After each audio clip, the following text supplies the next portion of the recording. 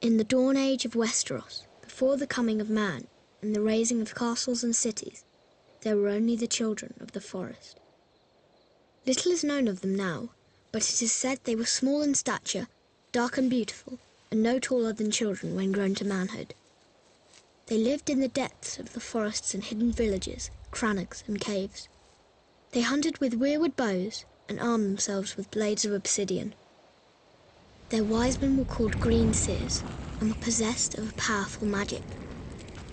They worshipped nameless, faceless gods of the forest, stream and stone. According to legend, it was they who carved faces in the great white trunks of the majestic weirwoods. Their deep-cut eyes were red with sap and ever watchful. 12,000 years ago, the first men came from the eastern continent, crossing a land bridge called the Arm of Dawn. Riding their great horses and wielding weapons of bronze, they cut down the children's forests and weirwoods. A terrible war raged between the children and the first men that lasted for centuries. At long last, the two races sought an end to the years of horror and bloodshed. They met on a small isle in the centre of a great lake called the God's Eye. It was there they forged the pact.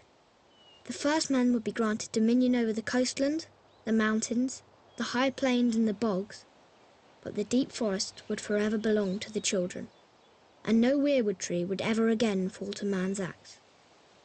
To seal the pact before the gods, the children carved a face in every weirwood tree on the island, which came to be known as the Isle of Faces. But the pact could not withstand the coming of the Andals, a race of tall, fair-haired warriors. They attacked with fire and weapons of steel, slaughtering the children of the forest wherever they could find them, burning out their weirwood groves, hacking away at the faces of the old gods, and spreading their own religion through the land. Centuries of war followed, and the Andals conquered every kingdom in Westeros, save one, the North. The kings of winter were able to withstand the Andal invasion, and descendants of the first men dwell there to this day, and continue to worship the old gods. As for the children of the forest, those who survived the slaughter were said to have fled far north and have not been seen again.